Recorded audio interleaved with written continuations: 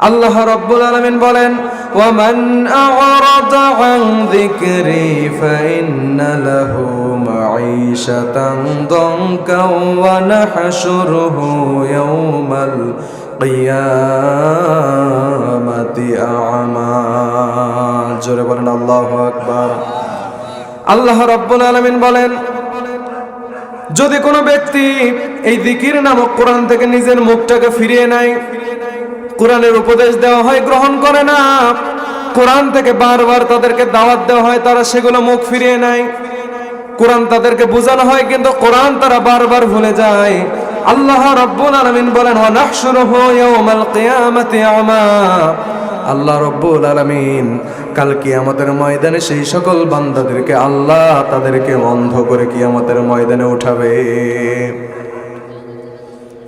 দুনিয়ার জিন্দেগিতে আপনি কোরআন পড়লেন না, কোরআন বুঝলেন না, কোরআন অনুযায়ী নিজের জীবনটাকে আমল করলেন না, আপনার জীবনটা এমন পর্যায়ে চলে যাবে আল্লাহ কিয়ামতের ময়দানে অন্ধ করে আপনাকে কিয়ামতের ময়দানে উঠাবে। আপনি হাজার লক্ষ কোটি টাকার মালিক হতে পারেন, কিন্তু আপনার অন্তরে যদি কোরআন নামক গ্রন্থ না থাকে তাইলে আপনার জীবন আল্লাহ রাব্বুল আলামিন সংকীর্ণ করে দিবেন। আপনার অন্তরে যদি আল্লাহর দেওয়া জিকির না গেঁথে নিতে পারেন, আপনার অন্তর আল্লাহ সংকীর্ণ করে দিবেন, সুখ শান্তি পরিবার থেকে উঠে নেবেন। আপনাকে আল্লাহ টাকা পয়সা দিবে না এমন কোনো বিষয় নয়, হাজার লক্ষ কোটি টাকা আপনার থাকতে পারে, 10 তলা 20 তলা বাড়ি থাকতে পারে, কিন্তু কোরআন নামক গ্রন্থ যদি আপনি ভুলে যান আল্লাহ আপনার জীবনটাকে সংকীর্ণ করে দিবেন। কত ধনী মানুষ বিভিন্ন মাহফিলে গেলে এসে হাতটা জড়িয়ে ধরে কাঁদতে কাঁদতে বলে, হুজুর টাকা পয়সার কোনো অভাব নাই, বহুত টাকা পয়সা বাড়ি ঢাকা শহরে করেছি, সন্তানকে লেখাপড়া করালাম বিভিন্ন ইউনিভার্সিটিতে, টাকা পয়সা কোনো কিছুর অভাব নাই, রাত্রেবেলা ঘুমের 2-4টা বড়ি খাই, এরপরেও কেন জানি ঘুম হয় না।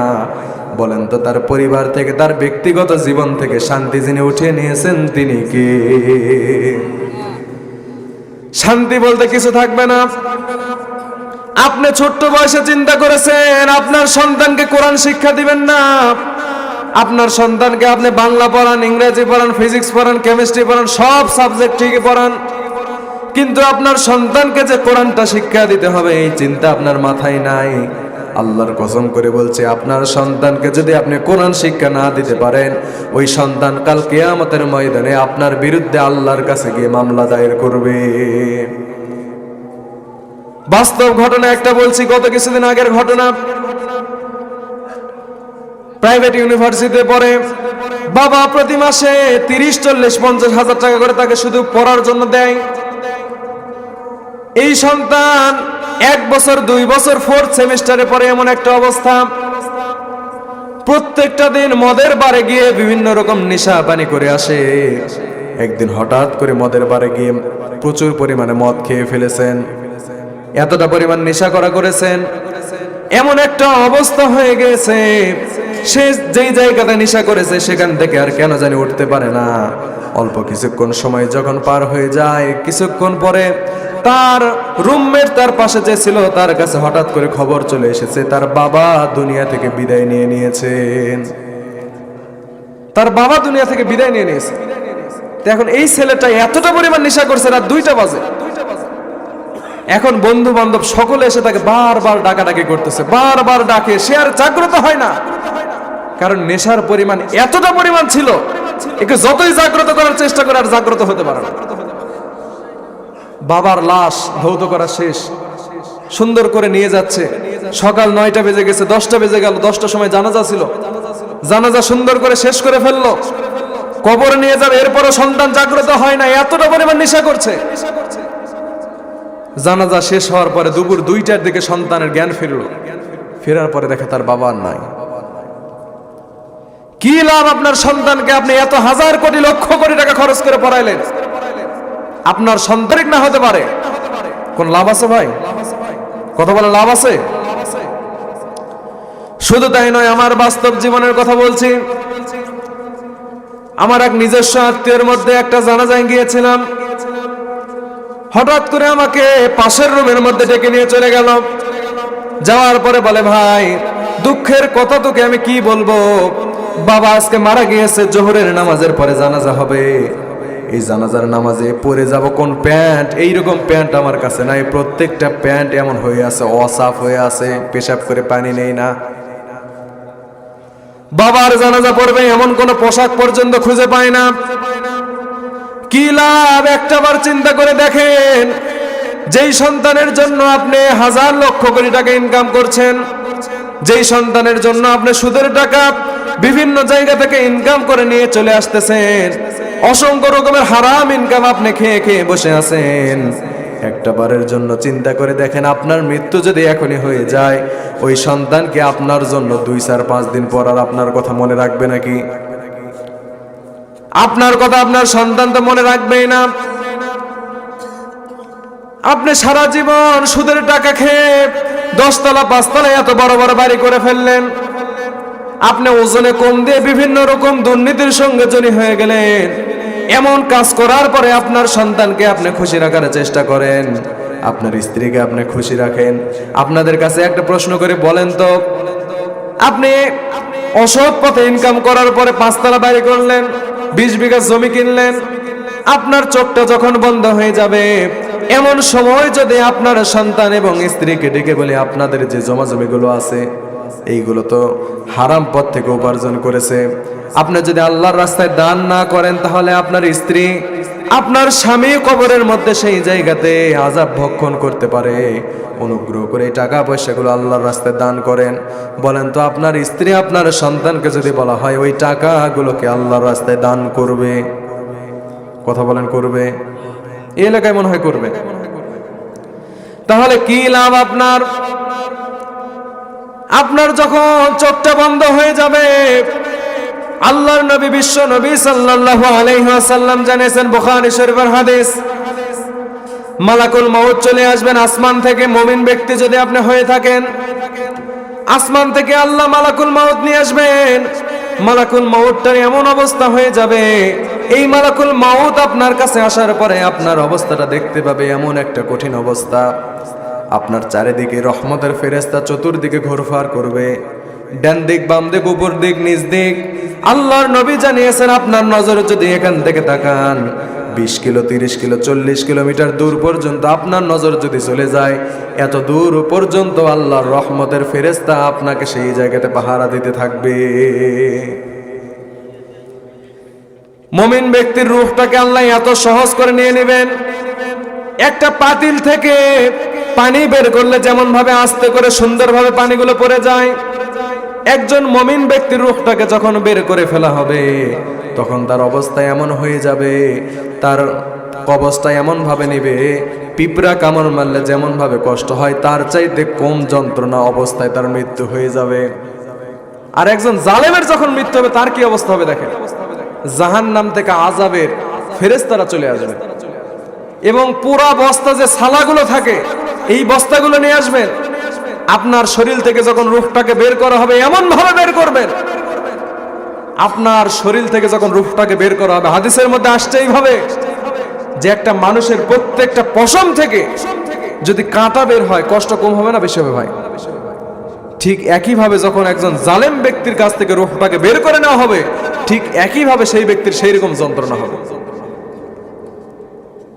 তাহলে আপনারা কি মুমিন অবস্থায় মৃত্যুবরণ করতে চান না জালেম অবস্থায়? কথা বলেন, মুমিন ভাবে মরতে চান না জালেম ভাবে মরতে চান? মুমিন ভাবে আমরা প্রত্যেকে মরতে চাই, কিন্তু কেন জানি আমাদের অবস্থা এমন হয়ে গিয়েছে, আলহাকুমুত তাকাসুর হাত্তা যুরতুমুল মাকাবির। দুনিয়ার নেশা, দুনিয়ার প্রাচুর্যতা এমন নেশা আমাদেরকে মুগ্ধ করে ফেলেছে। টাকা পয়সা বাড়ি গাড়ি অর্থ করি স্যার, আমরা কোনো কিছুই কেন জানি বুঝতে পারি না। দুনিয়াতে সব সময় শুধু টাকা পয়সা ইনকাম নিয়ে ব্যস্ত হয়ে আছি। কেমন করে 5 তলা বাড়ি 10 তলা করতে হবে, আল্লাহর মৃত্যুর পরে যে আল্লাহর কাছে গিয়ে জবাবদিহি করতে হবে, এমন চিন্তা বিন্দু পরিমাণ আমাদের মধ্যে এখন কেন জানি হয় না। আমার ভাইরা, আপনার যখন মৃত্যু হয়ে যাবে, মালাকুল মউত যখন আপনাকে জীবনটা নিয়ে চলে যাবে, যেই সন্তান যেই স্ত্রীর জন্য আপনি এত টাকা পয়সা ইনকাম নিয়ে পাগল হয়ে আছেন, ওই স্ত্রী, ওই সন্তান সেই দিন আপনার কথা সর্বোচ্চ 1 দিন 2 দিন 4 দিন পর্যন্ত কাঁদবেন। কিন্তু আপনাকে কবরের মধ্যে যখন রেখে আসা হবে, সেই কবরের মধ্যে আলো নাই, বাতাস নাই, দরজা নাই, জানালা নাই, কিচ্ছু নাই। এই কবরের মধ্যে যখন আপনাকে রেখে আসা হবে, এই কবরে রেখে আসার পরে মাটি দিয়ে আসার পরে পায়ের স্যান্ডেলের আওয়াজ পাওয়া হচ্ছে, এমন অবস্থায় কবরে আযাবের ফেরেশতারা চলে যাবে। আপনার কাছে গিয়ে প্রশ্ন করে, মান রব্বুকা ওয়া মা দীনুকা, সুন্দর করে প্রশ্নগুলো করবেন। সেই দিন যদি আপনি জবাব দিতে না পারেন, আযাবের ফেরেশতারা আপনাকে এমন ভাবে সেই জায়গাতে আযাব দিবেন, আপনি মরবেন না, আবার বেঁচেও থাকবেন না। এতটা পরিমাণ যন্ত্রণা সহ্য করা লাগবে। একটা বারের জন্য চিন্তা করে দেখেন তো, দুনিয়াতে কি করছি আমরা। ফজরের নামাজ নাই, জোহরের নামাজ নাই, আসরের নামাজ নাই, মাগরিবের নামাজ নাই। সারাদিন কোন পথে চলে কোনো হুঁশ নাই। সারাদিন কি করছে তার কোনো হিসাব নাই। সারাদিন আল্লাহর রাস্তায় নামাজ পড়ি না, 1 টাকা আল্লাহর রাস্তায় দান করি না। সকালবেলা ঘুম থেকে উঠলাম, কোরআন পর্যন্ত পড়ি না। আল্লাহর সঙ্গে কোনো সম্পর্ক নাই। কিন্তু মৃত্যুর পরে আমরা চিন্তা করে আছি, মৃত্যুর পরে আমরা অবশ্যই মনে হয় জান্নাতে চলে যাব। জান্নাত কি মামার বাড়ি নাকি? জান্নাত কি এত সহজ? আমার ভাইরা, মৃত্যু তো কতটা পরিমাণ কঠিন হবে, কিয়ামতের ময়দান তার চাইতে কতটা পরিমাণ কঠিন হবে দেখেন। আল্লাহ রাব্বুল আলামিন বলেন, কিয়ামতটা যে সত্য এতে কোনো সন্দেহ নাই। কিন্তু আমাদের মধ্যে এমন প্রথা চালু হয়ে গেছে যে কিয়ামত মনে হয় এটা একটা হাসি খেলার ব্যাপার। এর মধ্যে আমরা বিভিন্ন রকম হাসি তামাশা করি। বলেন তো, কিয়ামত যে হবে এর মধ্যে কি কোনো বিন্দু পরিমাণ সন্দেহ আছে? জোরে বলেন, সন্দেহ আছে? আমি নওগাঁতে একটা যে বাসায় থাকতাম, তো সেই বাসাতে হঠাৎ করে প্রতিদিন দেখা যায় যে আমার বাসার পাশে জানলা থেকে শোনা যায় যে পাশের বাড়িতে স্বামী স্ত্রী প্রচুর গন্ডগোল করে। স্বামী তাকে থাল ফিকে মারে, ও ফিকে মারে গ্লাস, তো এই গ্লাস ফিকে মারতেছে, ও থাল ফিকে মারে, এইভাবে প্রচুর মারামারি হয়। তো একদিন ওই ভাই, যে ভাইয়ের সাথে মারামারি করে তার স্ত্রী, তার সাথে মসজিদে যাচ্ছিলাম, সে আবার 5 ওয়াক্ত নামাজ পড়তো। আমি তাকে বললাম, ভাই আপনি যে প্রতিদিন বাড়িতে স্ত্রীর হাতে মার খান, আপনাকে যে প্রতিদিন গালিগালাজ করে, আপনার কি লজ্জা শরম হয় না? বলতেছে, হুজুর আপনি কি আমাকে পাগলা ভাবছেন? আমি বললাম, কেন ভাই, কি হয়েছে? কর্তৃপক্ষ কিছু মনে করবেন না। উনি বলতেছেন যে আমার স্ত্রী আমাকে প্রতিদিন কুকুরের বাচ্চা বলে গালি দেয়। আমি তো আর পাগল না, আমিও বলি শুকুরের বাচ্চা। সুবহানাল্লাহ বলবেন না? নাউজুবিল্লাহ। তা আমার রুমে যে ব্যক্তিটা থাকতো ছাত্র জীবনে সেই সময়, তো সে বলতো যে ভাই মারামারি শুরু হয়েছে মানে কিয়ামত শুরু হয়ে গেছে। আসলে কি কিয়ামত কি এত সহজ ব্যাপার? কিয়ামত এত সহজ ব্যাপার ভাই? আমার ভাইরা, কিয়ামতটা কেমন হবে? আল্লাহ রাব্বুল আলামিন বলেন, ওয়া আন্নাস সাআতা আতিয়াতুল লা রাইবা ফিহা। আল্লাহ এই জায়গাতে জানিয়ে দেয় কিয়ামত যে হবে এর মধ্যে কোনো বিন্দু পরিমাণ কোনো সন্দেহ নাই। কিয়ামত যখন হবে তখন কি অবস্থা হবে? আল্লাহ রাব্বুল আলামিন বলেন, ইযা দুক্কাতিল আরদু দাক্কান দাক্কা।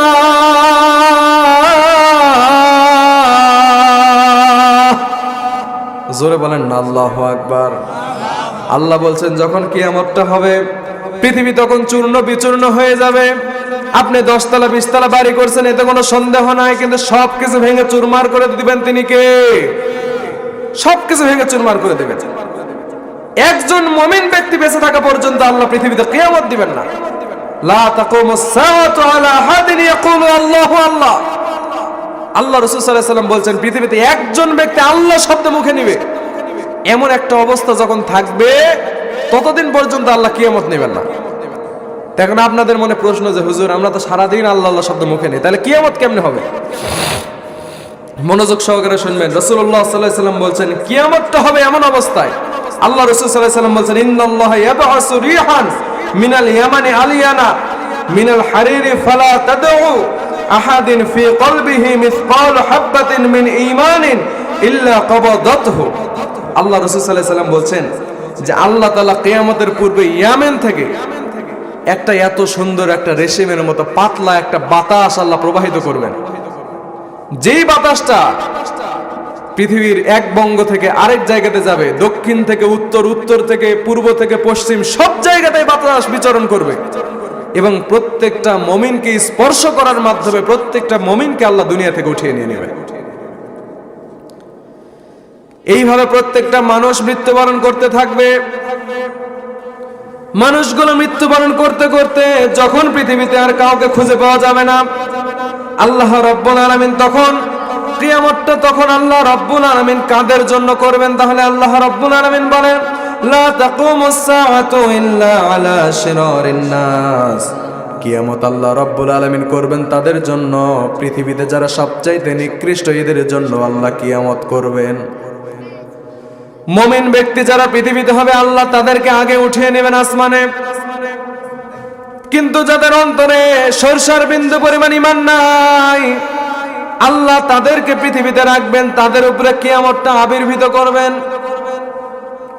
সুতরাং কিয়ামত যখন আমাদের উপরে হয়ে যাবে, এমন একটা অবস্থা হয়ে যাবে, কিয়ামত যখন চলে আসবে তখন আপনি আমি কেউ পালাতে পারবো না, কোনো রকম আমার প্রস্তুতি থাকবে না। আল্লাহ রাব্বুল আলামিন বলছেন কিয়ামতটা যখন শুরু হবে, ইসরাফিল যখন বাঁশি ফুৎকার দিবে, কেউ স্ত্রীর সঙ্গে ঝগড়া করবে, কেউ বা ব্যবসা বাণিজ্যের মধ্যে নিমজ্জিত হয়ে থাকবে, কেউ বা বাড়িতে বিভিন্ন রকম হাসি তামাশার মধ্যে ঢুকে থাকবে।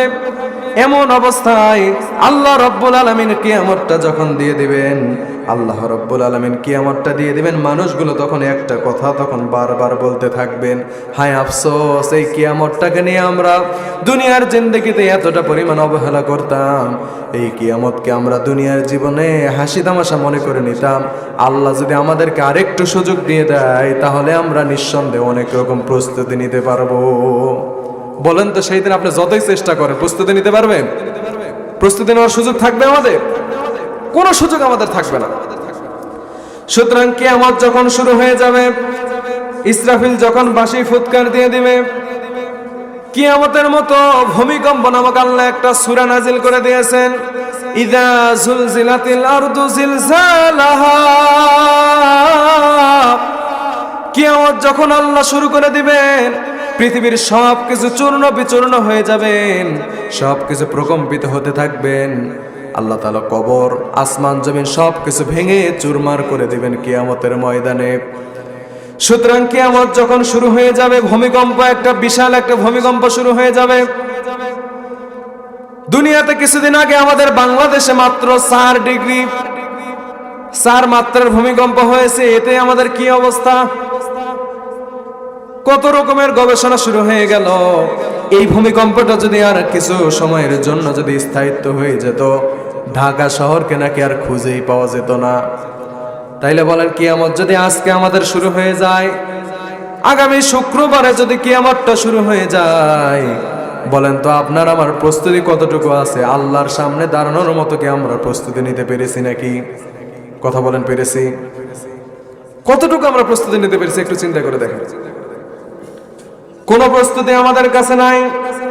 সবকিছু আল্লাহ রাব্বুল আলামিন ধ্বংস করে দিবেন। শুধু তাই নয়, ইযাশ শামসু কুবিরাত ওয়া ইযান নুজুমু কাদারাত, আল্লাহ রাব্বুল আলামিন আসমানের সূর্যগুলো সবকিছু গুটিয়ে নেওয়া হবে, তারকাগুলো চারিদিকে বিক্ষিপ্ত হতে থাকবে, এমন একটা অবস্থা হয়ে যাবে, সকল মানুষগুলো মৃত্যুবরণ করবেন। আল্লাহ রাব্বুল আলামিন হযরত জিবরাইল আলাইহিস সালাতু ওয়াস সালামকে, মালাকুল মাউতকে সঙ্গে সঙ্গে ডেকে বলবে, ও মালাকুল মাউত, বলো তো পৃথিবীতে এখন কে বেঁচে আছে? আল্লাহ কিন্তু সবই জানেন, এরপরও মালাকুল মাউত করলো, মালাকুল মাউত, কে বেঁচে আছে বলো পৃথিবীতে? মালাকুল মাউত তখন বলল, আল্লাহ, আপনি আমি ছাড়া আর কেউ বেঁচে নাই। ইসরাফিল বেঁচে আছে, বলে তার জীবনটা নিয়ে নাও, সবগুলোর জীবন নিয়ে নিবে। আল্লাহ বলেন, মালাকুল মাউত, এইবার তোমার জীবনটা তুমি নিজে নিজে নিয়ে নাও, নিজের জীবনটাকে নিয়ে নেওয়া হবে। আল্লাহ পাক সকল কিছুর, পৃথিবীতে আপনার এত টাকা পয়সা, এত বাড়ি গাড়ি, এত কিচ্ছু আছে, সেই দিন আপনার অস্তিত্ব পৃথিবীতে খুঁজে পাওয়া যাবে? লিল্লাহি ওয়াহিদুল কাহার, সকল ক্ষমতার, সকল অধিপতির একমাত্র মালিক কে? জোরে বলেন না কে? আল্লাহ হচ্ছেন সকল কিছুর একমাত্র মালিক।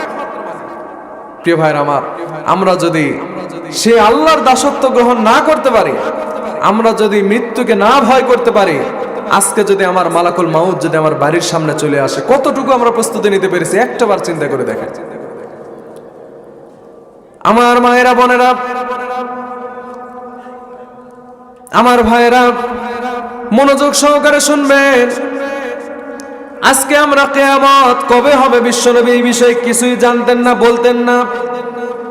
বিশ্বনবীর কাছে যখন সাহাবীরা চলে আসতেন, আমার নবী বিশ্বনবী মুহাম্মদুর রাসূলুল্লাহ সাল্লাল্লাহু আলাইহি ওয়াসাল্লামকে যখন জিজ্ঞাসা করা হতো, ওগো নবীজি আপনি জানিয়ে দেন মাতা সাআত, কিয়ামত কবে হবে? আল্লাহর নবী জানিয়ে দিতেন, তোমরা যেমন এই প্রশ্নের জবাব জানো না, আমিও ঠিক একইভাবে জানি না। কিয়ামত কবে হবে এই বিষয়ে কেউ বলতে পারবেন না, একমাত্র যিনি জ্ঞান রাখেন বলেন তো তিনি কে? আল্লাহ ছাড়া কেউ বলতে পারবেন না কিয়ামত কবে হবেন। কিন্তু কিয়ামতের জন্য বিশ্বনবী সাল্লাল্লাহু আলাইহি ওয়াসাল্লাম বেশ কিছু আলামত আমাদের জন্য লিপিবদ্ধ করে দিয়েছেন। যেমন এক নাম্বার যদি বলতে যাই, কিয়ামতের এক নাম্বার আলামত হচ্ছে গনিমতকে নিজের সম্পদ মনে করে নেবে। গনিমতকে নিজের সম্পদ মনে করবে, রাষ্ট্রীয় সম্পদগুলো নিজের মনে করে নেবে। রাষ্ট্রের দায়িত্বে আছে, মসজিদের দায়িত্বে আছে, মাদ্রাসার দায়িত্বে আছে, এই দায়িত্বের যতগুলো তার কাছে দায়িত্ব আছে, এই টাকা পয়সাগুলো থেকে বিভিন্ন রকম ভাবে লুটপাট করে, বিভিন্ন রকম ভাবে অবৈধভাবে ব্যয় করে এমন লোক সমাজে আছে না? অসংখ্য লোক আছে। কিন্তু এইরকম যখন দেখবেন যে মসজিদের সভাপতি হয়ে এইরকম কাজের মধ্যে ঢুকে গেছে, ইউনিয়ন চেয়ারম্যান হয়ে রডের জায়গাতে বাঁশ দিয়ে কাজ করতেছে, যখন দেখবেন যে এমন সমস্যা শুরু হয়ে গেছে, তখন আর বুঝতে দেরি নাই যে কিয়ামত তাড়াতাড়ি চলে আসবে। দুই নাম্বার বিষয়ে, যাকাতকে মানুষ অভিশাপ মনে করে নেবে।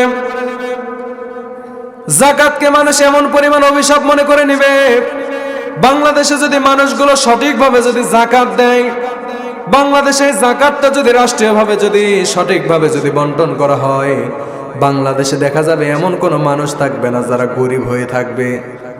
যারা গরিব আছে এরা সচ্ছল হয়ে যাবে। কিন্তু আমাদের দেশে রাষ্ট্র ব্যবস্থায় ইসলাম না থাকার কারণে, যাকাত ভিত্তিক অর্থ ব্যবস্থা না হওয়ার কারণে, সুদ ভিত্তিক অর্থ ব্যবস্থা হওয়ার কারণে ধনীরা পর্যায়ক্রমে শুধু ধনী হতে থাকে, কিন্তু গরিবরা আস্তে আস্তে ফকির হতে থাকে। কথা কোন ঠিক কিনা? গরিবরা আস্তে আস্তে গরিব হয়, কিন্তু ধনীরা আস্তে আস্তে ধনী হয়। গরিবদের ভাগ্যের কোনো পরিবর্তন নাই। সুতরাং যাকাত ভিত্তিক অর্থ যখন চালু হয়ে যাবে, তখন আমাদের দেশে অনেক বেকারত্ব আস্তে আস্তে কমে যাবে। আজকে আমাদের দেশে একটা অবস্থা আছে যে দেখা যায় যে অমুক হাজী সাহেব দান করবেন, যাকাত দিবেন, সেই ব্যক্তিটা চিন্তা করছে যাকাতের কয়েকশো পিস শাড়ি নিয়ে আসার, কয়েকশো পিস লুঙ্গি নিয়ে আসে, নিয়ে আসার পরে মানুষদেরকে বিভিন্ন রকমের মাইকিং করে সাংবাদিক ডেকে যাকাত দিয়ে বেড়ায়। এই যাকাত আপনি মানুষ দেখানোর জন্য যদি দেন, এই যাকাতের কোনো দাম আছে? ওই যাকাতের 1% দাম নাই। আমার ভাইয়েরা, তিন নাম্বার বিষয়, পৃথিবী থেকে এলেম উঠে যাবে, জ্ঞান উঠে যাবে। মানুষগুলোর এমন অবস্থা হবে, সব জায়গাতে শুধু মানুষরা মাসলা দিয়ে বেড়াবে। জ্ঞান নাই, কিছু নাই, এলেম নাই, জ্ঞান নাই, কিন্তু বিভিন্ন চেয়ারগুলো দখল করে বসে আছে। যার যে চেয়ারের যোগ্যতা নাই, সেই চেয়ারটা কেউ যদি দখল করে নেয়, এটা হচ্ছে কিয়ামতের একটা বড় আলামত। এই জন্য জ্ঞান, আপনার জ্ঞানী মানুষদেরকে সবসময় সম্মান করবেন। আপনি চিন্তা করেন আপনার মসজিদের সভাপতি বানাবেন, কার সবচাইতে টাকা বেশি, তাকে বানাতে হবে মসজিদের সভাপতি। আপনি চিন্তা করেন আমার মাদ্রাসার সভাপতি বানাবো, কাকে সভাপতি বানানো যায়? যেই ব্যক্তি তার টাকা সবচাইতে বেশি, তাকে বানানো হয় মাদ্রাসার সভাপতি। ঠিক কিনা ভাই? কিন্তু আসলে আল্লাহ পাক বলেছেন যে কারা এগুলোর দায়িত্ব পাবে, তাদের সম্পর্কে আল্লাহ পাক অনেক সুন্দরভাবে জানিয়ে দিয়েছে। আমার ভাইয়েরা, 4 নম্বর বিষয় যেটা আদ-দাউসুলা ইয়াদখুলুল জান্নাহ, নারীরা বেপরদা ভাবে সব জায়গাতে বিভিন্ন রকম ভাবে উলঙ্গ ভাবে ঘুরে বেড়াবে। এমন ভাবে যদি নারীরা যদি ঘুরে বেড়ায়, আল্লাহর রাসূল সাল্লাল্লাহু আলাইহি ওয়াসাল্লাম জানিয়েছেন আদ-দাউসুলা ইয়াদখুলুল জান্নাহ, দাউস কখনো জান্নাতে প্রবেশ করবে না। সাহাবীরা জিজ্ঞাসা করেন, ইয়া রাসূলুল্লাহ, দাউস কারা? আল্লাহর নবী বিশ্বনবী সাল্লাল্লাহু আলাইহি ওয়াসাল্লাম জানিয়ে দিয়েছেন দাউস হচ্ছে তারা যারা নিজের স্ত্রীকে, নিজের সন্তান, কন্যা সন্তানকে পর্দা করতে বলে না, ওরাই হচ্ছে 1 নম্বর দাউস। কন্যা, আউযুবিল্লাহ। আজকে আপনি হাজী সাহেব আপনার মেয়েকে আপনি বিবাহ দিবেন, দেখা যাচ্ছে যে 3 দিন আপনার বাড়িতে বক্স না বাজলে নাকি বিয়েই হয় না। জোরে বলেন সুবহানাল্লাহ। এই যে সুবহানাল্লাহকে যেন বললেন, বাড়িতে বক্স না বাজলে নাকি বিয়েই হয় না। আপনি হজ করে আসছেন, এক হাজী সাহেবকে সুন্দর করে বললাম যে হাজী সাহেব, আপনি হজ করে আসছেন, আপনার মেয়ের বিয়ে, এই আসরের সময় আবার আপনি এত সুন্দর করে মসজিদের সামনের কাতারে চলে যাচ্ছেন। আমার হাতটাকে সুন্দর করে চেপে ধরে বলতেছে, ভাই আজকে শেষ, চল তো নামাজটাকে পড়ে আসি। কত সুন্দর নিয়ত করে ওই ব্যক্তি হজ করে আসলো, তার মেয়েকে বিবাহ দিতে নাকি গান না বাজালে নাকি এই হয় না। গায়ে হলুদের একটা অনুষ্ঠান করে, সেই গায়ে হলুদের অনুষ্ঠানে প্রত্যেকটা বেগানা ছেলেপেলেগুলো গিয়ে, যাদের সঙ্গে দেখা করা হারাম, এই সকল ছেলেরা গিয়ে আপনার মেয়ের শরীরে স্পর্শ করে, আপনার মেয়ের শরীরে হাত দিয়ে দিয়ে তারা হলুদ লাগায়। আপনার লজ্জা থাকা দরকার। আপনি হজ করে এসেছেন, আপনি 5 ওয়াক্ত নামাজ পড়েন, আপনার বাড়িতে যদি এই কাজটা হয়ে থাকে, আপনিই হচ্ছেন 1 নাম্বার দাউস, আপনিই জাহান্নামে প্রবেশ করবেন। ঠিক কিনা ভাই? এখানে মনে হয় সকলের বাড়িতে বক্স বাজে, এই জন্য কেউ কথা বলতেছে না। প্রিয় ভাইরা আমার, একটা বারের জন্য চিন্তা করেন, ইমানের অর্ধেক জিনিস, ইমানের অর্ধেক বিবাহ, এই বিবাহটাকে আপনি এমন একটা হারাম পর্যায়ে নিয়ে গিয়েছেন যে দেখা যাচ্ছে যে ওই বিবাহতে আপনার এই সকল না বাজালে নাকি এখন বিবাহই হয় না। প্রিয় ভাইরা আমার, আমাদের সমাজে আজকে জেনা পরক্রিয়া এমনি এমনি আসতেছে। আপনার মেয়েকে আপনি সুন্দর করে যত রকমের টাইট টাইট পোশাক আছে এইগুলো পরে দেওয়ার জন্য ব্যস্ত হয়ে আছেন, আর আপনি চিন্তা করে বসে আছেন, হুজুর আমি 5 ওয়াক্ত নামাজ পড়ি, আমার কি হবে? আপনি তো 1 নাম্বার আগে জাহান্নামে যাবেন। আমার ভাইরা, আল্লাহ রাব্বুল আলামিন বলেন, ওয়াকরনা ফি বুয়ুতিকুন্না ওয়ালা তাবাররাজনা তাবাররুজাল জাহিলিয়াতিল উলা। আল্লাহ রাব্বুল আলামিন বলেন, হে মেয়েরা, তোমরা ঘর থেকে বের হয়ো না। জাহেলি যুগের মেয়েরা যেমন ভাবে সাজসজ্জা করে সাজগোজ করে ঘর থেকে বের হতো, আজকে আমাদের সমাজে এমন অবস্থা হয়ে গিয়েছে, ঘর থেকে বের হওয়ার সময় এতটা পরিমাণে সাজগোজ করে, বাবার সঙ্গে যখন কোথাও যায়, স্বামীর সঙ্গে যখন কোথাও যায়, বাড়িতে কোনো সাজগোজ নাই, যখন বাড়ি থেকে বাজারে যায়, ওর সাজটা দেখার জন্য কত রকমের মানুষ মনে হয় বসে আছে, এতটা পরিমাণ সাজগোজ করে বেড়ায়। একদিন নওগাঁ শহরে আমার একজন চাচার সঙ্গে দেখা, তার মেয়েকে সুন্দর করে সাজগোজ করে নিয়ে চলে যাচ্ছেন, এতটা পরিমাণ টাইট ফিট একটা বোরকা পরে আছেন। আমার ওই চাচাকে সঙ্গে সঙ্গে আমি ডাক দিয়ে বললাম, চাচা কি ব্যাপার, আপনার কে বসে আছে গাড়ির পিছনে? এটা বলে আমার মেয়ে। তো ওই চাচাটা হজ করে এসেছেন কিছুদিন আগে। সঙ্গে সঙ্গে আমি তাকে ডাক দিয়ে বললাম, কয়েকদিন পরে তার বাড়িতে আমি চলে গেলাম। যাওয়ার পরে আমার চাচাকে ডেকে বলি, চাচা আপনার মেয়েকে আপনি সেই দিন টাইট টাইট জামা পরে আপনি বাড়িতে বাইরে থেকে নিয়ে ঘুরে আসলেন, এই ঘটনাটা যে ঘটে গেল, আপনার মেয়ে নওগাঁ শহরে এখন সব জায়গাতে এতটা পরিমাণ সমস্যা তৈরি হয়েছে, মেয়েটাকে একটু সাবধানে রাখেন। সঙ্গে সঙ্গে চাচা আমাকে ডাক দিয়ে বলে, সাকিব চিন্তা করিস না, আমার মেয়ে হচ্ছে তাহাজ্জুদ পড়ুয়া আল্লাহওয়ালা মেয়ে। আমি বললাম, চাচা একটু দেখে শুনে রাখেন। কিছুদিন পরে হঠাৎ করে নামাজের মধ্যে দেখলাম চাচার চোখটা এতটা পরিমাণ ফুলে ফুলে লাল হয়ে আছে। সঙ্গে সঙ্গে তার কাছে গিয়ে বললাম, চাচা কি ব্যাপার, চোখ এত ফোলা ফোলা কেন? বলছে, সাকিব আর বলিস না। আমি বললাম, কি হয়েছে খুলে বলেন। সঙ্গে সঙ্গে দেখে বলে, সাকিব আমার বাড়িতে যে টিউশন মাস্টারটা ছিল, তার সঙ্গে আমার মেয়ে বাড়ি থেকে পালিয়ে গিয়েছে। সুবহানাল্লাহ বলবেন না নাউজুবিল্লাহ? আপনারা সুবহানাল্লাহ কোন না নাউজুবিল্লাহ কোন না? জীবিত আছেন না মারা গেছেন ভাই? জোরে কোন না নাউজুবিল্লাহ? কি একটা ভয়ঙ্কর অবস্থা। তাই আমি বললাম যে আপনার মেয়ে নাকি আল্লাহ ওয়ালা তাহাজ্জুদ পড়ে। তখন বলতেছে, বাবা লজ্জা আমাকে দিস না। প্রিয় ভাইরা আমার, আপনি পিতা, আপনার মেয়েকে আপনি এইভাবে বিভিন্ন জায়গাতে ঘুরে বেড়াবেন, আর আপনি মসজিদে এসে সামনের কাতারে নামাজ পড়বেন আর সকাল বিকাল তাসবিহ জপবেন, আপনি জান্নাতে হয়ে গেছেন। আল্লাহ রাসূল বলছেন, আদ-দাউসু লা ইয়াদখুলুল জান্নাহ, জাহান্নাম আপনার জন্য বসে আছে, আপনি কখনো আল্লাহর জান্নাতে প্রবেশ করতে পারবেন না।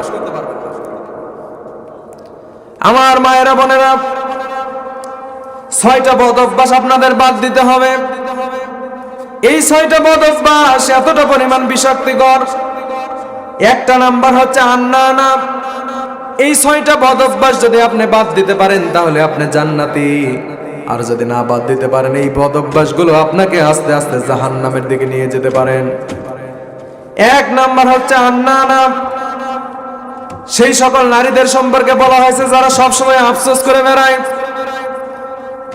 সব সময় শুধু একটাই কথা বলে, বিবাহের পরে আসার পরে স্বামীর কাছে এসে কান্নাকাটি করে।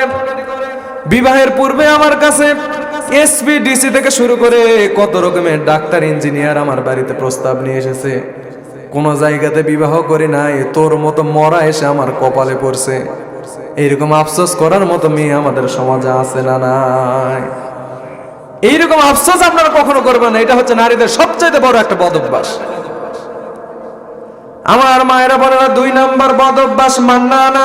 সব সময় খোঁটা দিয়ে বেড়ায়। তুমি যে খাটে শুয়ে আছো এই খাট পর্যন্ত আমার বাবা দিয়েছে। তুমি যে টুপিটা মাথায় দিয়ে আছো এই টুপিটা পর্যন্ত আমার বাবা দিয়েছে। বলেন তো এমন খোঁটা দেওয়ার মতো লোক আমাদের সমাজে আছে না নাই? জোরে বলেন না। বাড়িতে গেলে খবর আছে?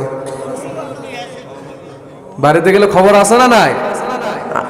মায়েরা বোনেরা, এখানে তো দেখা যাচ্ছে সবগুলো আপনাদের বিরোধী। যে জোরে চিল্লায় উঠতেছে, আপনাদের বাড়িতে গেলে খবর আছে। ভাই একটু আস্তে করে কথা বলেন। এরকম লোক আছে না নাই? আমার ভাইয়েরা, 3 নাম্বার বিষয় যেটা হান্নানা। পূর্বের একজন প্রেমিক ছিল, তার প্রতি বিভিন্ন রকম টান থেকে থাকে। আমি একটা বাস্তব ঘটনা বলছি। আমার নানা মাঝে মাঝে ঠুকিটাকে কবরাজি করে। তো একদিন একটা জায়গাতে আমার নানার সাথে কোন একটা কৌতূহল বশত গেলাম। তো যাওয়ার পরে সে এলাকাতে একটু ঘোরাফেরা করতে করতে দেখলাম যে একটা মেয়ে রাত্রিবেলা হঠাৎ করে বাড়ি থেকে দৌড় মেরে বাঁশের ঝোপের মধ্যে চলে যায়। তো সেখান থেকে অনেক কষ্টে পরিবাররা প্রতিদিনই প্রায় নিয়ে চলে আসে। এখন হঠাৎ করে আমার নানাকে ডাকছে যে মনে হয় জিন টিন ধরছে কিনা। জিন হাজির করার চেষ্টা করে, কিন্তু জিন আর আসে না। তখন অনেক কয়েকদিন পরে ওই বিষয়টা সম্পর্কে জানতে পারলাম যে আসলে রাত্রেবেলা তাকে জিন ধরে না, তার পূর্বের একজন প্রেমিক ছিল, তার সঙ্গে দেখা করার জন্য প্রত্যেকটা দিন রাত্রেবেলা সেই বাড়ি থেকে দৌড় মেরে জঙ্গলে গিয়ে দেখা করে জিনের নাটক সাজাইতে। বলেন না সুবহানাল্লাহ? এই সুবহানাল্লাহ বলতেছে। এই জায়গা সুবহানাল্লাহ করবেন, জোরে কর না নাউজুবিল্লাহ। মায়েরা বোনেরা, আপনি যদি এইরকম পরক্রিয়া হোক, এইরকম পূর্বের প্রেমিক হোক, বা এইরকম আসক্তির সাথে যদি আপনি জড়িত হয়ে থাকেন, তাহলে জাহান্নামে যাওয়ার জন্য ওটাই আপনার জন্য একটাই কারণ হবে। ওই কারণে আপনি জাহান্নামে চলে যাবেন। আমার মায়েরা বোনেরা, 4 নাম্বার বিষয় হাদ্দা আঁকা। সব সময় শুধু স্বামীর কাছে বাইনা ধরে থাকে, এই জিনিস আমার দরকার, ওই জিনিস দরকার। সব সময় শুধু স্বামীর কাছে বিভিন্ন রকম চেয়ে থাকে, এটা দাও ওটা দাও, বিভিন্ন রকম ভাবে চেয়ে থাকে। আমি একটা বাস্তব ঘটনা বলছি। নওগাঁতে একজন রিক্সা চালকের সঙ্গে আমার গল্প হলো। বলতেছে, হুজুর আমি রমজান মাসে নিয়ত করেছিলাম একটা মাস যেমন করে হোক, কষ্ট করে হোক, একটা বছর আমি প্রতিদিন 10 টাকা, 50 টাকা, 100 টাকা, 200 টাকা, 500 টাকা করে জমা করি। করে করে দেখা গেল 4 থেকে 5,000 টাকা হয়েছে। এই 5,000 টাকা আমি জমা করার পরে রমজানের ঈদের ঠিক 3 দিন আগে আমার কয়েকজন বন্ধুকে নিয়ে আমি বাজারে চলে গেলাম।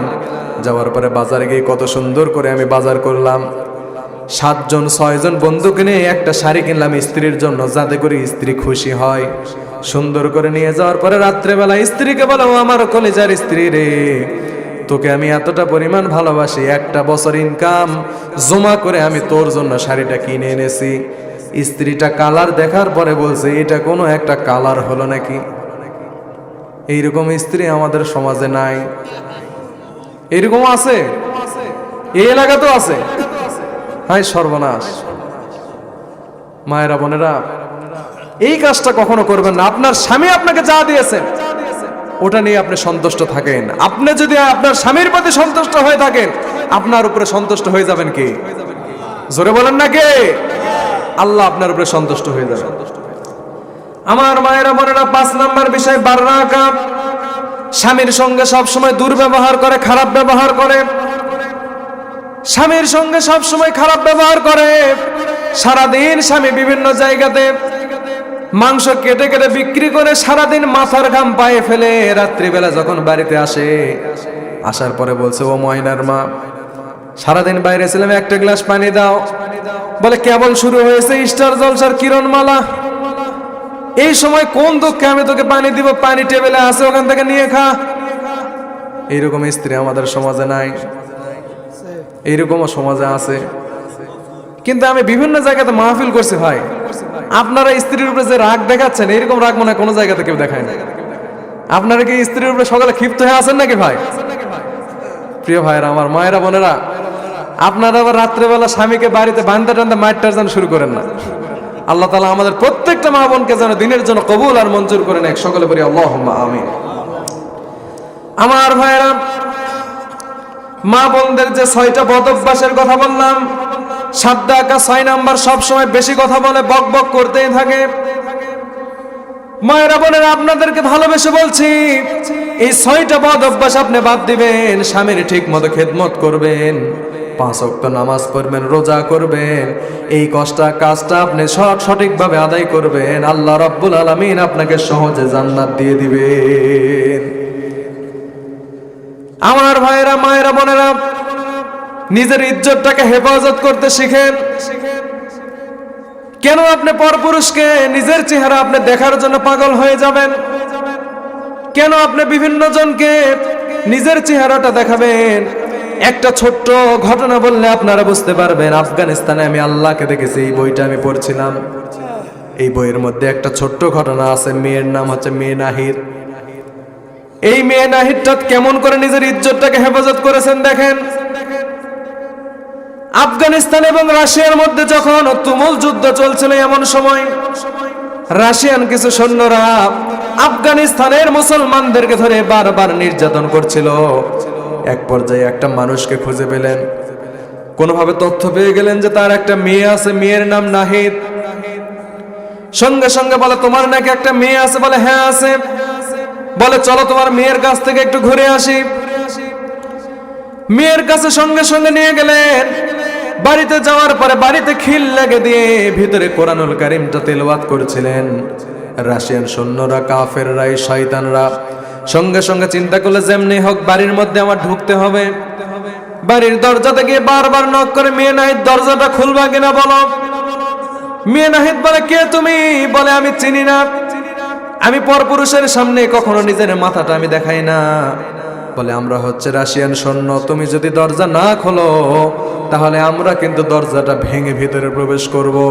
মেয়ে নাহিদ বলছে, আমার জীবন যতক্ষণ পর্যন্ত আছে আমি তোমাদের সামনে আমার চেহারা দেখাবো না। বলেন না সুবহানাল্লাহ। মেয়ে নাহিদটা সঙ্গে সঙ্গে তার সিদ্ধান্তে অটুট থাকলেন। দরজায় বারবার নক করলেন, দরজা এক পর্যায়ে ভেঙে চুরমার করে ফেললেন। মেয়ে নাহিদ সঙ্গে সঙ্গে নিজের মাথাটা আস্তে করে নিচের দিকে নিয়ে গেলেন। সঙ্গে সঙ্গে মেয়ে নাহিদকে ডেকে বলে, মেয়ে নাহিদ রে, তুই আমাদের দিকে তাকাবি কিনা বল। বলে না, আমি তোমার দিকে তাকাবো না, কারণ আমার দৃষ্টিটাকে নিচের দিকে করতে বলেছেন আমার আল্লাহ। সঙ্গে সঙ্গে মেয়ে নাহিদকে এবার বলে, চল তুই আমাদের সঙ্গে রাশিয়ান ক্যাম্পে চল। তাদের ক্যাম্পে সঙ্গে সঙ্গে তাকে নিয়ে চলে যাওয়া হলো। যাওয়ার পরে মেয়ে নাহিদকে বলে, মেয়ে নাহিদ, এখন সুন্দর করে তুই আমাদেরকে গান গেয়ে শোনা। মেয়ে নাহিদ সঙ্গে সঙ্গে বলে, এই জায়গাতে আমি গান বলবো? কোরআনুল কারীম সারা পৃথিবীতে আমার কিছু জানা নাই। বলে ঠিক আছে, তুই যা জানিস তাই বল। সঙ্গে সঙ্গে কোরআনুল কারীম থেকে তেলাওয়াত শুরু করে দিলেন। আর রহমান আল্লামাল কোরআন খালাকাল ইনসান। আল্লাহু আকবার। এত সুন্দর করে শ্রুতিমধুর কণ্ঠে তেলাওয়াত শুরু করে দিলেন। তেলাওয়াতটা শুনতে শুনতে রাশিয়ান ক্যাম্পে যতগুলো সৈন্যরা ছিল সেখান থেকে অসংখ্য সেনাবাহিনী থেকে সৈন্যগুলো এসে মেয়ে নাহিদের পায়ে সঙ্গে সঙ্গে পড়ে ইসলাম গ্রহণ করে নিয়েছে। বলেন না সুবহানাল্লাহ। সঙ্গে সঙ্গে সেনাপতি সেই জায়গাতে খেপে গেল, এই নাহিদ, কি এমন শুনালি যে তোর ধর্মটা সঙ্গে সঙ্গে গ্রহণ করলো? তোর সকল নাটক এখন বাদ দে, এখন তুই নাচবি কিনা বল। মেয়ে নাহিদ সঙ্গে সঙ্গে বলে, আমার জীবন যতক্ষণ আছে তোমাদের সামনে আমি নাচতে পারবো না। বলে তোর নাচতেই হবে, তুই নাচবি কিনা ভালো করে বল। বলে না আমি নাচতে পারবো না। বলে নাচবি কিনা বল। বলে না আমি নাচবো না। সঙ্গে সঙ্গে তার শরীর থেকে সকল পোশাকগুলো আস্তে আস্তে খুলে ফেলে দিলেন। ভিতরে কিছু একটা ছোট্ট ছোট্ট কাপড় ছিল। কাপড়গুলো পরে মেয়ে নাহিদ আল্লাহর কাছে একবার তাকায়। আল্লাহর কাছে তাকায় আর ডেকে বলে, আল্লাহ তোমার কাছে আমি অনুরোধ করছি মাবুদ গো, আমার বুকের মধ্যে সিনার মধ্যে 30টা পারা কোরআন আছে। আল্লাহ আল্লাহ তুমি আমার জীবন নিয়ে নাও, আমার কোনো আফসোস নাই, কিন্তু আমার লজ্জাস্থান, আমার ইজ্জতটা আল্লাহ তুমি হেফাজত করো। বলেন না সুবহানাল্লাহ। মেয়ে নাহিদকে সঙ্গে সঙ্গে বলে, মেয়ে নাহিদ তুই নাচবি কিনা বল। মেয়ে নাহিদ সঙ্গে সঙ্গে বলে, না না আমি এই জায়গাতে কখনো নাচতে পারবো না। জীবন যতক্ষণ পর্যন্ত আমার রয়েছে ততক্ষণ পর্যন্ত আমি নাচতে পারবো না। মেয়ে নাহিদকে এবার বলে, নাচবে কিনা বল। বলেন না। সঙ্গে সঙ্গে তাদের কাছে ছিল বিষাক্ত আগুন।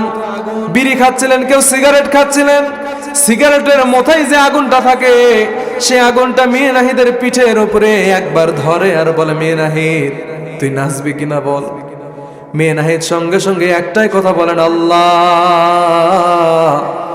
জীবন যতক্ষণ পর্যন্ত রয়েছে আমি এই বেঈমানদের সামনে আমার ইজ্জতটা দেখাবো না। মেয়ে নাহিদ আল্লাহর কাছে একটাই দোয়া করেছে, আল্লাহ জীবন যাবে কিন্তু আমার লজ্জাস্থান কারো সামনে বিলিয়ে দিব, কারো সামনে বিলিয়ে দিব না। তার চ্যালেঞ্জ ছিল একটাই। দেখেন আল্লাহ তার চ্যালেঞ্জটা কেমন করে তার দোয়াটা কবুল করেছেন। এই মেয়ে নাহিদ এমন ভাবে চলতে চলতে এক পর্যায়ে মেয়ে নাহিদকে নাচতে পারলো না। সঙ্গে সঙ্গে মেয়ে নাহিদকে এইবার ধর্ষণ করার জন্য বলে, এই সেনাবাহিনীরা তোরা তাকে ধর্ষণ কর। সেই জায়গাতে মেয়ে নাহিদ আমার দিকে তাকান, 2টা হাত এমন ভাবে বুকের দিকে দিয়েছেন। দেওয়ার পরে আল্লাহর কাছে দোয়া করেছেন, আল্লাহ বুকটা আমি এমন ভাবে হাতটা দিয়ে দিলাম, আল্লাহ আমার বুকের মধ্যে 30টা পারা কোরআন রয়েছে। আল্লাহ যেমন করে হোক আমার বুক থেকে আল্লাহ কোরআনের ওসিলায় আমার ইজ্জতটাকে আল্লাহ তুমি হেফাজত করে নাও। সেনাবাহিনীরা সঙ্গে সঙ্গে ধর্ষণের চেষ্টা করে, বুক থেকে হাতটা বারবার খোলার চেষ্টা করে, কিন্তু বুক থেকে বিন্দু পরিমাণ হাতটা খুলতে পারে না। এক পর্যায়ে অনেক সময় পার হয়ে যায়, অনেক সময় পার হয়ে যায়, চেষ্টায় ব্যর্থ হয়ে যায়। এইবার বলে, মেয়েকে তোমরা জঙ্গলে নিয়ে যে ফেলে দিয়ে আসো, সেখানে ধর্ষণ করো। জঙ্গলের দিকে সঙ্গে সঙ্গে মেয়ে নাহিদকে নিয়ে চলে গেলেন। জঙ্গলে যাওয়ার পরে মেয়ে নাহিদকে সঙ্গে সঙ্গে বলে, এই মেয়ে নাহিদ এইবার আমরা তোকে ধর্ষণ করব। বারবার বুক থেকে হাতটা খোলার চেষ্টা করে, কিন্তু পারে না। বলেন তো তার বুকের মধ্যে হাতটা যিনি আটকে দিয়েছেন তিনি কে? একটু আওয়াজ দিয়ে বলেন না তিনি কে? সে আল্লাহ যো আছে না নাই। মেয়ে নাহিদকে বারবার চেষ্টা করে, পারে না, জঙ্গলের মধ্যে ফেলে দেয়। ইমানি অবস্থায় মেয়ে নাহিদ সেই জায়গাতে তার জীবনটা চলে যায়। সুতরাং আমার মায়েরা বোনেরা, আজকে আপনারা যদি সঠিকভাবে যদি চেষ্টা করেন, নিজেকে যদি চিন্তা করেন, জীবন যতদিন পর্যন্ত আছে ততদিন পর্যন্ত আমার লজ্জাস্থান কাউকে দেখাবো না। বলেন তো আপনার সতীত্বটা হেফাজত করবেন যিনি, তিনি কে? আল্লাহ এটার গ্যারান্টি নিয়ে নেবেন। কিন্তু আপনি চিন্তা করতেছেন যে ঘর থেকে বের হব, টাইট ফাইট একটা বোরকা না পরে ঘর থেকে বের হব না। আপনার নিয়ত যদি এরকম থাকে, তাহলে তো পরপুরুষ আপনার দিকে তাকাবে, এটাই স্বাভাবিক। আমার মেসের পাশে যে জায়গাতে থাকতাম, তো পাশে একটা মহিলা মাদ্রাসা আছে। তো সেই জায়গাতে আমি দেখতে পেলাম যে ইয়াটা আছে, আমার মেসের টয়লেট যদি আপনাদের বাসায় ভরে যায়, হাউসগুলো ভরে যায়, হাউসগুলো পরিষ্কার করেন না ভাই? তো পরিষ্কার করা হয়। তো মেথরগুলো আসলো, আসার পরে এগুলো পরিষ্কার করতে করতে এক পর্যায়ে বলতেছে, ভাই মাল এই জায়গাতে প্রচুর আছে, টাকা এখানে 6000 লাগবে। তাই বললাম, আরে ব্যাককেল, পায়খানা আবার কবে থেকে মাল হতে থাকলো? তখন বলতেছে, না ভাই এটা মাল, এটা। তো কিছুক্ষণ পরে দেখি মহিলা মাদ্রাসা থেকে কিছু মেয়ে বের হয়ে যাচ্ছে, স্কুল থেকে যাচ্ছে। একজন আরেকজনকে ইশারা দিয়ে বলতেছে, ভাই মাল যাচ্ছে, মাল। তাই বললাম, বেটা কিছুক্ষণ আগে তুই বললি পায়খানাকে মাল, আবার ওই মহিলাকেও তুই মাল বলিস, ঘটনা কি তোর? তা আমি একটা জিনিস চিন্তা করে দেখলাম যে পায়খানা পরিষ্কার করার জন্য যেমন ভাবে টাকা দরকার, যে সকল মেয়েরা দুনিয়াতে পর্দা করে না, বোরকা পরে না, নিজের সতীত্বটাকে হেফাজত করার চেষ্টা করে না, ওই মালগুলোর বিবাহ দিতেও টাকা পয়সার দরকার। কতক্ষণ ঠিক কিনা? আপনি যদি সঠিকভাবে পর্দা করেন, আপনার স্ত্রীকে যদি পর্দা করান, আপনার কন্যা সন্তানকে যদি পর্দা করান, তাহলে সেই পরিবারের উপরে আপনার বিবাহের মধ্যে আল্লাহ পাক অবশ্যই নিঃসন্দেহে অনেক বরকত নাজিল করে দেয়। এজন্য এখানে যে সকল পিতারা আছেন, আপনার স্ত্রীকে, আপনার কন্যা সন্তানকে আজকে থেকে পর্দা করাবেন ইনশাআল্লাহ। জোর খুব বেশি পাওয়া গেল না, পর্দা করাবেন তো ইনশাআল্লাহ। আল্লাহ পাক কবুল করুন পড়ি আল্লাহুম্মা আমিন। সম্মানিত উপস্থিতি, সর্বশেষ একজন মুরব্বী আমার কানে কানে এসে বলছেন যে হুজুর, শেষে একটু পিতামাতা সম্পর্কে আলোচনা করেন। প্রিয় ভাইরা আমার, আলোচনা আমি শেষ করে দেব, তার আগে কিছু কথা না বললেই নয়। প্রিয় ভাইরা আমার, পিতামাতার খেদমত করা এটা সুন্নাত না নফল? ভাই সুন্নাত। পিতামাতার খেদমত করা কি? একটু জোরে বলেন, কি এটা? ফরজ। পিতামাতার খেদমত করা কি? ফরজ ইবাদত এটা। প্রিয় ভাইরা আমার, পিতামাতা যে কি জিনিস, যার পিতা নাই, যার মাতা নাই, সেই বলতে পারে যে পিতামাতার আসলে কি মূল্য, কি দাম পিতামাতা। আল্লাহ রাব্বুল আলামিন বলেন, উফি ওয়ালা তানহারহুমা, পিতামাতার সঙ্গে তোমরা এমন ব্যবহার করো না যেই ব্যবহারের কারণে পিতামাতা উফ শব্দটা মুখ থেকে বের করে দেয়। আল্লাহ রাসূলের কাছে একজন সাহাবী চলে আসলেন। আসার পরে বিশ্বনবীকে ডেকে বলে, ইয়া রাসূলুল্লাহ, ইয়া হাবিবাল্লাহ, আপনার কাছে আমি একটা অভিযোগ নিয়ে এসেছি। বলে, কি অভিযোগ? খুলে বলো। বলে, হলো আল্লাহর হাবিব, আপনার কাছে অভিযোগ হচ্ছে একটাই, আমার পিতা দেখি একটু পর পর এসে আমার কাছে টাকা চায়। আমার পিতাকে আমি কোনো টাকা পয়সার অভাব রাখি নাই, যখন যা চায় তখন আমার পিতাকে আমি সেটাই দেই। কিন্তু কেন জানি আমার পিতা মাঝে মাঝে এসে আমার কাছে টাকা চায়। ওগো আল্লাহর হাবিব, আমি এক্ষেত্রে কি করতে পারি আমাকে একটু খুলে বলেন। সঙ্গে সঙ্গে ডাক দিয়ে বলে, তুমি কি তোমার পিতার বিরুদ্ধে আমার কাছে সাক্ষী দিতে আসছো নাকি মামলা দায়ের করতে আসছো নাকি? সঙ্গে সঙ্গে ডাক দিয়ে বলে, ইয়া রাসূলুল্লাহ, না, আমি কোনো মামলা দিতে আসি নাই। বলে, ওগো আল্লাহর হাবিব, দয়া করে আপনি আমাকে কিছু পরামর্শ দেন যাতে করে আমি আমার পিতার সঠিকভাবে খেদমত করতে পারি। সঙ্গে সঙ্গে বলে, শোনো, তোমার পিতা তোমার কাছে টাকা চাইবে কেন?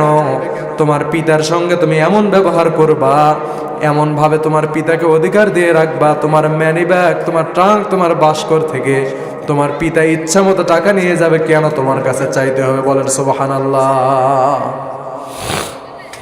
পিতা মাতাদেরকে এমন অধিকার দিতে হবে। আপনার পিতাকে যদি আপনি একটা স্যান্ডেল কিনে দেন, একটা জুতা যদি কিনে দেন, সেটার জন্য আল্লাহ আপনাকে সাদকায়ে জারিয়ার সওয়াব দিবেন, সেটার জন্য আল্লাহ আপনাকে সওয়াব লিপিবদ্ধ করে দিবেন। কিন্তু দুঃখজনক ব্যাপার, আমাদের সমাজে এমন একটা অবস্থা, পিতাকে বড় সন্তান যিনি রয়েছেন, 3টা সন্তান, প্রথম 10 দিন ছোট ছেলে ভাগ করে নিয়েছেন, মেজো ভাই নিয়েছেন মাঝখানের 10 দিন, বড় ভাই নিয়েছেন শেষের 10 দিন। পিতাকে এমন ভাবে ভাগ করে নিয়েছে, কোনো কারণে পিতা যদি একদিন আগে যদি একটা ভাইয়ের বাড়িতে গিয়ে যদি খাবার খায়, ওই বাড়িতে স্ত্রীর কথা শুনতে শুনতে পিতার অবস্থা খারাপ হয়ে যায়। কথা কোন ঠিক কিনা? আমার ভাইরা, পিতাকে কেন আপনি ভাগ করে নেবেন? আপনার উচিত হচ্ছে আপনার পিতাকে আপনি 30 দিন 3 জায়গাতে ভাগ করলে করতেও পারেন, কিন্তু আপনার পিতাকে আপনি বলে রাখবেন, আপনার স্ত্রীকে আপনি বলে রাখবেন, এখন থেকে 30টা দিন আমার বাড়ি আপনার জন্য উন্মুক্ত, আপনি কোথায় খাবার খাবেন না খাবেন আপনার ব্যাপার। পিতার জন্য আপনি খাবার প্রত্যেকটা ওয়াক্তে, প্রত্যেকটা বেলায় আপনার বেশি দিবেন। পিতা খাক বা না খাক, পিতার জন্য এই বরাদ্দ আপনার রাখতে হবে, এটা আপনার কর্তব্য। যার পিতা নাই সে জানে যে পিতা কি জিনিস।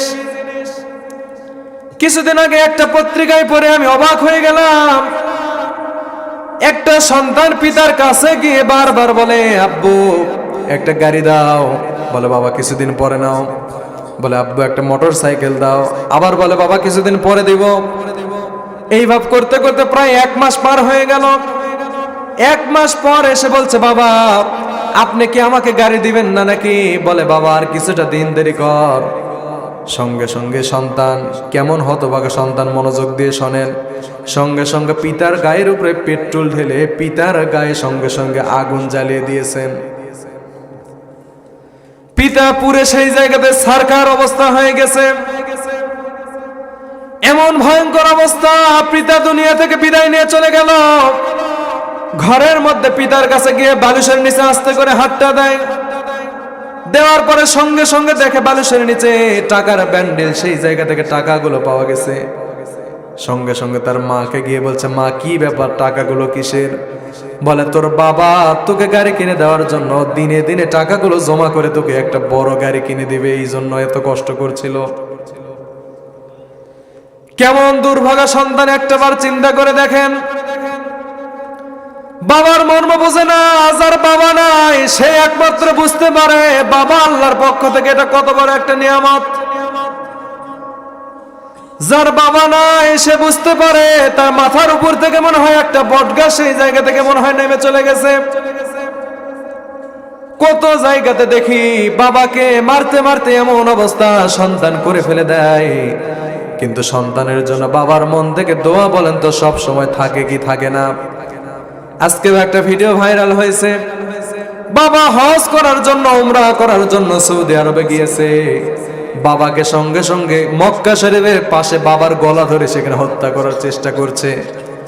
এমন দুর্ভাগ্যবান সন্তান যদি পৃথিবীতে থাকে, তাইলে আল্লাহর গজব ওই সন্তানের উপরে নিঃসন্দেহে পড়ে যাবে। ধ্বংস তাদের জন্য আল্লাহর নবী জানিয়ে দিয়েছে। পিতা মাতার খেদমত আমরা করতে জানলাম না, মায়ের খেদমত আমরা সঠিকভাবে করতে জানি না। কত জায়গাতে বিচার সালিশে গেলাম, যাওয়ার পরে দেখতে পাই একটা জায়গাতে মাকে এমন কষ্টভাবে এমন ভাবে সন্তান নির্যাতন করেছে, কিছু টাকা চেয়েছিল, এই কারণে মারতে মারতে এক পর্যায়ে মায়ের পেটে এমন ভাবে লাথি দিয়েছে, মায়ের পেট থেকে রক্ত বের হতে লাগছে। মা কাঁদতে কাঁদতে হাসপাতালে ভর্তি হয়ে গেছে। কিছুদিন পরে মাকে নিয়ে এসে একটা বিচারের আয়োজন করছে। করার পরে সঙ্গে সঙ্গে মাকে ডেকে বলে, তোমার সন্তানকে আমরা জুতার মালা গলায় দিয়ে এখানে আমরা শাস্তি দিব। মা সঙ্গে সঙ্গে কাঁদতে কাঁদতে চেয়ারম্যানের পায়ে পড়ে গেছে। কাঁদতে কাঁদতে এক পর্যায়ে বলেই ফেললো, চেয়ারম্যান সাহেব, আমার সন্তান ভুল করতেই পারে, আমার সন্তান ভুল করেছে, দয়া করে আমার সন্তানকে আপনি মাফ করে দেন। মাকে এতটা পরিমাণ জ্বালাতন করে সন্তান, কিন্তু মা কোনোদিন মাফ ক্ষমা করা ছাড়া কিছুই করতে পারেন না। মা সন্তানকে এত ভালোবাসে, মায়ের ছোট্ট এই কয়েক ইঞ্চি পেটের মধ্যে সন্তানের জায়গা হয়, কিন্তু সন্তানের 2 তলা 5 তলা বাড়ির মধ্যে কেন জানি আমরা মাকে বাবাকে জায়গা দিতে পারি না। কেমন হতাশা, কেমন দুর্ভাগ্য আমাদের, চিন্তা করে দেখেন। প্রিয় ভাইরা, আমাদের মা বাবার যদি খেদমত না করতে পারি, কাল কিয়ামতের ময়দানে এই কারণে আমাদের জাহান্নামে যাওয়া লাগবে। আমি একজন মাকে বলছিলাম, তার একটা বোন ছিল, সেই বোনটা পেটের মধ্যে সন্তান ধারণ করতে গিয়ে মারা গিয়েছেন। তার বোনের একই অবস্থা, পেটের মধ্যে সন্তান রয়েছে। সন্তানকে পেটের মধ্যে যখন রয়েছে, ডাক্তার একটাই কথা তাকে বলেছেন, আপনি হয়তো বাঁচবেন অথবা আপনার সন্তান বাঁচবে, কাকে চান আপনারা? পরিবারের সকল লোকজন বলছে যে আমরা মাকে চাই, সন্তান মারা যায় যাক, সমস্যা নাই। কিন্তু এই মা একটাই জেদ ধরে আছেন, আমার জীবন চলে যায় যাক, এতে আমার বিন্দু পরিমাণ আফসোস নাই, কিন্তু আপনার সন্তান যেন পৃথিবীতে বেঁচে থাকতে পারে। এতটা পরিমাণ মা সন্তানকে ভালোবাসে, এতটা পরিমাণ সন্তানকে ভালোবাসে। আমার মায়ের কথা আমি বলছি, আমার যখন ছোট্ট ভাই যখন করোনার মধ্যে পেটে ছিল, মাকে দেখে হঠাৎ করে বিছানা থেকে উঠে দরজা খুলে বাইরে চলে যায়। বাইরে গিয়ে হাঁটাহাঁটি করতে থাকে, বারবার হাঁটাহাঁটি করে। হঠাৎ করে দেখলাম কে যেন দরজা খুলেছে, বাইরে চলে গেলাম। যাওয়ার পরে বললাম, মা কি হয়েছে? মা আর কোনো কথা বলে না, শুধু মায়ের চোখ দিয়ে অঝর নয়নে পানি পড়ে যায়, বারবার চোখ দিয়ে পানি পড়ে যায়। বারবার মাকে বলি, মা কি হয়েছে তুমি বলো না। কেন জানি এখন এসে বুঝতে পারি, মা সেই সময় কাঁদছে একটাই কারণে, সন্তানকে পেটের মধ্যে রেখেছেন। এই পেটে যখন সন্তান লাথি মারে, এই সন্তানের লাথিটা মা সহ্য করতে না পেরে কেঁদেছেন। মা এত কষ্ট করে সন্তানদেরকে লালন পালন করে। মা শীতের মধ্যে, কনকনে শীতের মধ্যে আপনি পেশাব করে দেন, মা ওই শীতের মধ্যে আপনাকে সেখান থেকে ফেলে দেয় না। মা আপনাকে বারবার বুকের দিকে জড়িয়ে ধরেন, বারবার শুধু কান্নাকাটি করতে পারে। নামাজের মধ্যে দেখে মা সঠিকভাবে বসতে পারে না। নামাজ যখন পড়তেছিলেন সিজদায় যাওয়ার জন্য পেটের নিচে বালিশ দিয়েছেন, এরপরও মা সোজা হয়ে সিজদায় যেতে পারে না, মায়ের যন্ত্রণা সহ্য করতে পারে না। মা বাবা আল্লাহর পক্ষ থেকে যে কত বড় নিয়ামত, এটা আমরা এখন পর্যন্ত বুঝতে পারলাম না। রাত্রিবেলা ঘুমাতে পারে না মা। সন্তান যখন পেটের দিকে একটা লাথি মারে, মায়ের যন্ত্রণা সহ্য করতে পারে না। আজকে আপনারা মাকে সেই বাড়িতে আমরা জায়গা দিতে পারি না, মাকে খাবার দিতে পারি না। আমার বাবার যদি বাস্তব ঘটনা বলি, এই ঘটনা আমি প্রায় জায়গাতে বলে থাকি। আমি ছোট্ট বয়সে যখন আমি মাদ্রাসায় যেতাম, মাদ্রাসায় পড়তে যখন আমি যাই, এমন সময় মাঝে মাঝে মাদ্রাসায় যেতাম না, বাবা মারতে মারতে মাদ্রাসায় নিয়ে যেত। হঠাৎ করে একদিন বৃহস্পতিবারে বাড়িতে আসলাম। আসার পরে বাবা বারবার বলে, চল মাদ্রাসায় যাবে কিনা বল। সঙ্গে সঙ্গে বলে, এই সময় মাদ্রাসায় চল, শুক্রবার হয়ে গেছে, শুক্রবারও আমি মাদ্রাসায় গেলাম না। বললাম, আব্বা আজকে শুক্রবার নয়, আগামীকাল সকালবেলা যাব। পরের দিন সকালবেলা হয়ে যায়, আব্বা সঙ্গে সঙ্গে বলে যে মাদ্রাসায় যাবি না। বললাম, না আজকেও যাব না। বিকাল হয়ে যায়, বিকাল বেলাও বললাম, না এখনো যাব না। আব্বা বুঝতে পারছে যে মায়ের উপরে আর কোনো ওষুধ নাই। মারতে মারতে মাদ্রাসায় নিয়ে যাবে, মারতেছে, পাশে বসে দাদি কাঁদে, এক সাইডে নানি কান্নাকাটি করে, আরেকদিকে মা হাউমাউ করে কান্নাকাটি করে। সন্তানের মার মা সহ্য করতে পারে না, চাচি কাঁদে, সবাই কান্নাকাটি করে। সকলেই কম বেশি একটু বেশি ভালোবাসতো। হঠাৎ করে মা কান্নাকাটি করে, সকলের দৃশ্য আমার চোখে পড়ে যায়। আর আমার মাথায় একটাই চিন্তা আসে, সকলে কান্নাকাটি করে, কিন্তু আমার বাবার মনে কি কোনো মায়া নাই নাকি? আমার বাবা কি কান্নাকাটি করে না নাকি? মাদ্রাসার মধ্যে চলে গেলাম। 2-1 সপ্তাহ পরে যখন আবার বাড়িতে আসলাম, আসার পরে বাড়িতে যখন খাবার খাই, মায়ের সঙ্গে বসে যখন খাবার খাইতেছিলাম, মাকে সঙ্গে সঙ্গে ডেকে বললাম, মা প্রতি শুক্রবারে যখন আমি মাদ্রাসায় যাই, গত সপ্তাহে যখন মাদ্রাসায় যাচ্ছিলাম, বাবা আমাকে এমন করে মারতেছিল, আপনি কাঁদেন, চাচি কাঁদে, দাদি কাঁদে, নানি কাঁদে, সকলে কাঁদে, কিন্তু মা আমার বাবার মনে কি বিন্দু পরিমাণ কোনো মায়া নাই নাকি? কেন কান্নাকাটি করে না আমি বুঝি না, মারে আমাকে। পৃথিবীতে এত বাবা আছে, কোনো বাবা মারে না, কিন্তু আমার বাবা কেন এত মারে, কান্নাকাটিও করে না? ভালোবাসা আমার উপরে নাই নাকি? মা সঙ্গে সঙ্গে হাউমাউ করে কাঁদে আর বলে, সাকিব এই কথা তুই আর ভুলেও বলবি না। আমি বললাম, কি হয়েছে, খেপে গেলেন কেন? আমার মা অনেক নরম মনের মানুষ। মা সঙ্গে সঙ্গে হাউমাউ করে কাঁদতে লাগে, বলে, তোর বাবা তোকে মাদ্রাসায় রেখে আসার পরে রাত্রিবেলা যখন খাবার খাইতে বসলাম, তোর বাবার প্লেটে যখন খাবার দেয়, দেখি তোর বাবা কেন যেন কোনো খাবার পেটের মধ্যে নিতে পারে না। সঙ্গে সঙ্গে তোর বাবাকে জিজ্ঞাসা করি, কেন খাবার খেতে পারো না? তোর বাবা একটাই উত্তর দিত, সন্তানকে মারতে মারতে মাদ্রাসায় রেখে আসলাম, সন্তান মাদ্রাসায় এখন কেমন অবস্থায় আছে, এই টেনশনে তো আমার খাবার পেটের মধ্যে যায় না। বাবা কি জিনিস, বাবা সন্তানকে এতটা পরিমাণ ভালোবাসে, এতটা পরিমাণ ভালোবাসে, সন্তানের ভালোর জন্য নিজের অন্তরটা এতটা পরিমাণ কঠিন করে রাখতে পারে। সেই বাবাকে আজকে আমরা ঘর ছাড়া করি, বাড়ি ছাড়া করি, এমনও দুর্ভাগ্যবান সন্তান আমাদের সমাজে আছে না নাই? আছে না নাই ভাই? আমাদের সমাজে অনেক আছে। আমাদের পরিবার সন্তানকে বাড়ি থেকে বের করে দেয়, মাকে ভিন্ন করে দেয়, বাবাকে বাড়ি থেকে বের করে দেয়। আল্লাহ রাসূল সাল্লাল্লাহু আলাইহি ওয়াসাল্লাম মেম্বারে উঠতেছেন আর বলছেন, আমিন তাকাব্বাল আল্লাহ। আবার বললেন, আমিন তাকাব্বাল আল্লাহ। আবার বলে, আমিন তাকাব্বাল আল্লাহ। সাহাবীরা জিজ্ঞাসা করলেন, ইয়া রাসূলুল্লাহ কি হয়েছে, আপনি কোনদিন এমন দোয়া করলেন না, আজকে কেন জানেন এই দোয়া করছেন?